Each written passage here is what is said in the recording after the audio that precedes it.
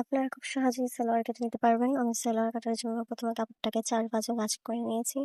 এটাকে ৪ ভাঁজে ভাঁজ করার পর লম্বায় ১৭ নিয়েছি হিপের মাপটা।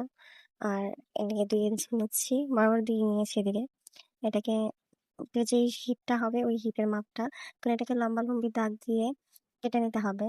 আবার হিপের যেই শেপটা যত সুন্দর করে দেওয়া যাবে, ফ্যানের ইয়েটা এতই সুন্দর হবে।